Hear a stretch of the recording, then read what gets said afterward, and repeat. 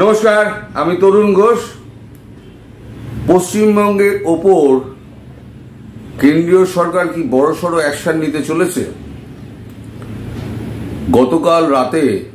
গতকাল এবং গত পরশু দুদিন ধরে সাউথ ব্লকের ওয়ার রুমে এ নিয়ে বিস্তর আলোচনা হচ্ছে।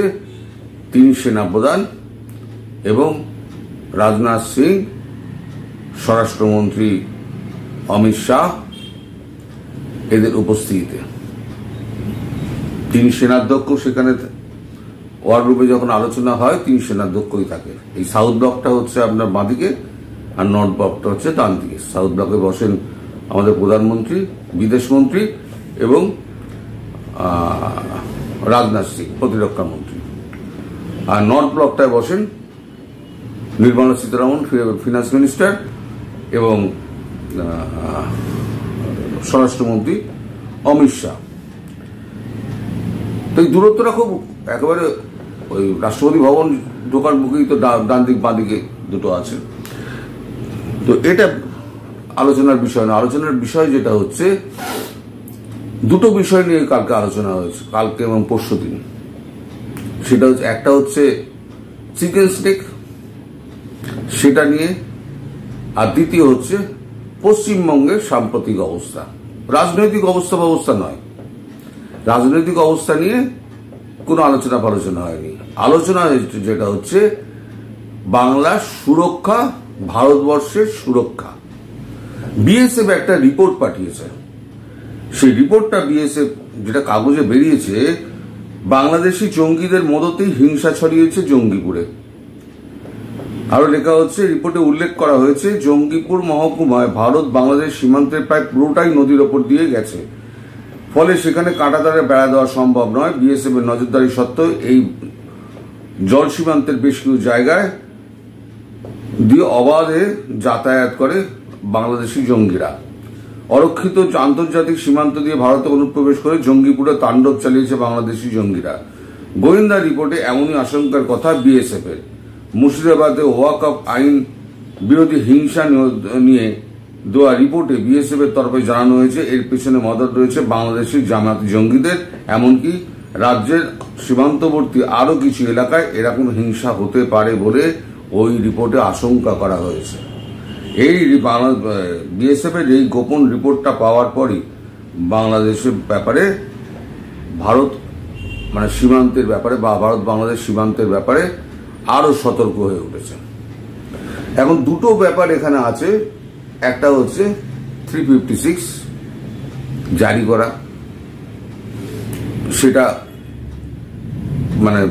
কেন্দ্র করতে চায় না, কারণ সেটা যদি করে তাহলে এই মুহূর্তে তাহলে একটা সহানুভূতির আবহাওয়া একদম শাসক দলের মধ্যে ভিতর পেয়ে যাবে, শাসক দল সহানুভূতির হাওয়া পাবে। দ্বিতীয় পথ হচ্ছে arm forces special power act, যেটা মণিপুরে করা হয়েছিল। এখন পরিস্থিতি যা, তাতে arm forces special power act impose করার ব্যাপারে আলোচনা হচ্ছে, যে পশ্চিমবঙ্গে কি করে arm forces special power act ইম্ফা জারি করা যায়।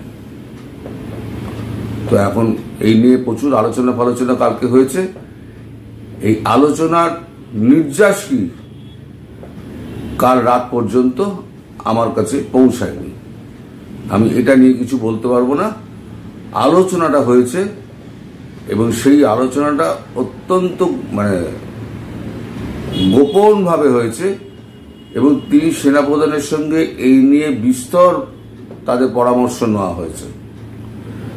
বিএসএফ এর ডিজিকে ডাকা হয়েছিল,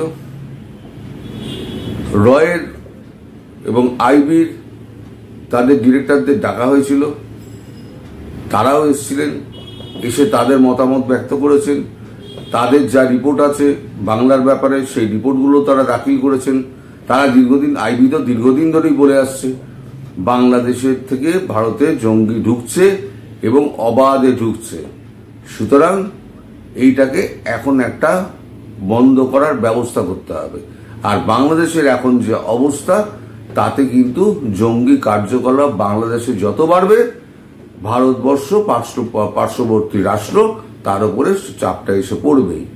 ফলে বাংলাদেশের ওপরে যেমন অ্যাকশন নেওয়াটা জরুরি, তেমন ভারতের আভ্যন্তরীণ ব্যাপারটা, সুরক্ষাটা মজবুত করাটাও কিন্তু জরুরি। সেই নিয়ে এখন বৈঠকটা হয়েছে। বৈঠকে রাজনাথ সিং এর যা বক্তব্য, তাতে হচ্ছে আমফা জারি করে দাও, arm forces special power act জারি করে দাও, তাহলে ওকে আধা সেনা মোতায়েন হয়ে যাবে। মোতায়েন হয়ে একেবারে পুরো অঞ্চলটাকে ঘিরে একেবারে সার্চ ফার্চ, মণিপুরে যেরকম হয়েছিল সার্চ ফার্চ করে একেবারে মানে সে দেখা মাত্র গুলি, মানে ওই অঞ্চলটা এই আপনার মুর্শিদাবাদ, মালদা, এই সমস্ত অঞ্চলগুলো, এগুলো পুরো একেবারে মানে ত্রস্ত হয়ে থাকবে। সেখানকার মানুষের কিন্তু জীবনযাপন কিন্তু আগামী দিনে যদি এটা হয়, আগামী দিনে কিন্তু খুব কঠিন হয়ে দাঁড়াবে।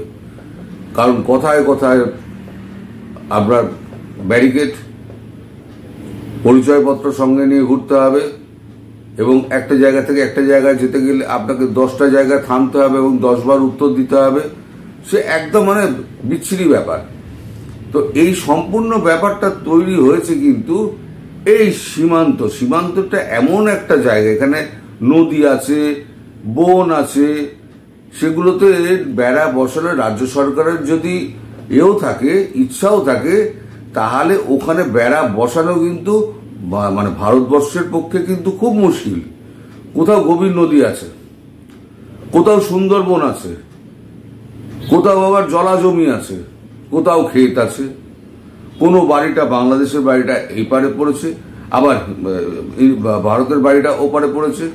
মানে ছিটবহল এদিক ওদিক করার পরও, সীমান্ত দেওয়ার পরেও এরকম একটা ব্যাপার রয়ে গেছে।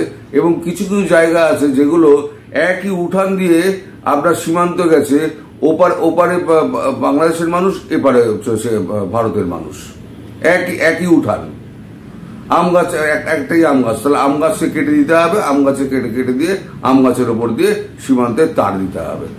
এখন সেই সব জায়গায় সীমান্ত মানে রক্ষা করা রীতিমতো চ্যালেঞ্জের ব্যাপার। এখন সেটা নিয়ে একটা টিম গঠন করা হয়েছে। সেই টিমটা আগামীকাল বা পরশু, মানে আজকে সকালে আমি রেকর্ড করছি, আগামীকাল বা পরশু সেই টিমটা এসে একটা ভিজিট করবে। ভিজিট করে তারা রিপোর্ট দেবে কিভাবে করা যায়। টেকনিক্যাল লোকজনও আসবে সেনাবাহিনীর, তারা এসে দেখে দরকার হলে সেনাবাহিনীকে দিয়ে এই কাজটা করানো হবে। এখন সেটা কতদূর কি হবে সেটা আমরা বলতে পারছি না, কারণ আমার কাছে এই ব্যাপারে কোনো খবর নেই।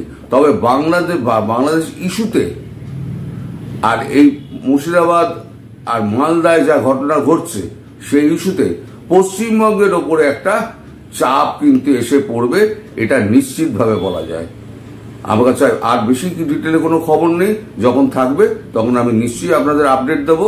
আজ এখানে শেষ করছি। সবাই ভালো থাকবেন, সুস্থ থাকবেন এবং সাবধানে থাকবেন। নমস্কার।